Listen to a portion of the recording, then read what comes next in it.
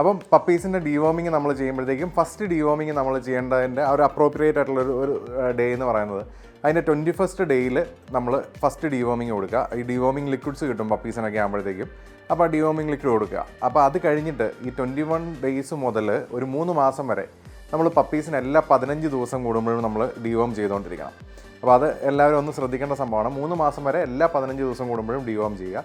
അത് കഴിഞ്ഞിട്ട് 3 മാസം മുതൽ ഒരു 6 മാസം വരെ നമ്മൾ എല്ലാ 2 മാസം കൂടുമ്പോഴും നമ്മൾ ഡിവോം ചെയ്യുക. അതുപോലെ 6 മാസം മുതൽ 12 മാസം വരെയുള്ള സമയത്ത് എല്ലാ 2 മാസം കൂടുമ്പോഴും പപ്പീസിനെ ഡിവോം ചെയ്യുക. 12 മാസം കഴിയുമ്പോൾ മുതൽ 3 മാസം കൂടുമ്പോൾ പപ്പീസിനെ ഡിവോം ചെയ്തു പോകുക. അതാണ് കറക്റ്റ് ആയിട്ടുള്ള ഒരു ഡിവോമിങ് ഷെഡ്യൂൾ എന്ന് പറയുന്നത്. പിന്നെ ഡിവോം ചെയ്യുമ്പോൾ നമ്മൾ ശ്രദ്ധിക്കേണ്ട വേറൊരു കാര്യം എന്ന് പറഞ്ഞു കഴിഞ്ഞാൽ ഡിവോമിങ് മെഡിസിൻസ് അതിൻ്റെ ബ്രാൻഡ് ഓരോ തവണ ചെയ്യുമ്പോഴും അല്ലെങ്കിൽ ഒരു 2-3 തവണ ചെയ്തതിന് ശേഷം അടുത്ത തവണ ബ്രാൻഡ് ഒന്ന് മാറ്റി കൊടുക്കുന്നത് എപ്പോഴും ഡിവോമിങ് കൂടുതൽ എഫക്റ്റീവ് ആവാൻ വേണ്ടിയിട്ട് ഹെൽപ്പ് ചെയ്യുന്ന ഒരു സംഭവമായിരിക്കും. പിന്നെ മറ്റൊരു കാര്യം നിങ്ങളൊക്കെ അറിഞ്ഞിരിക്കേണ്ടത്, നമ്മുടെ ഈ ഡോഗ്സിനുണ്ടാകുന്ന സ്കിൻ ഇഷ്യൂസ്, അതല്ലെങ്കിൽ ഈ പറയുന്ന പോലത്തെ ലൂസ് ടൂൾസ്, അല്ലെങ്കിൽ വയറ് ഭയങ്കരമായിട്ട് കമ്പിച്ചിരിക്കുക, ഇങ്ങനെയുള്ള പ്രശ്നങ്ങളൊക്കെ ഉണ്ടാവാനുള്ള ഒരു മെയിൻ റീസൺ എന്ന് പറയുന്നത് ഈ ഡിവോമിങ് പ്രോപ്പർ ആവാത്തതായിരിക്കും. അപ്പം അത് എല്ലാവരും ഒന്ന് ശ്രദ്ധിക്കുക.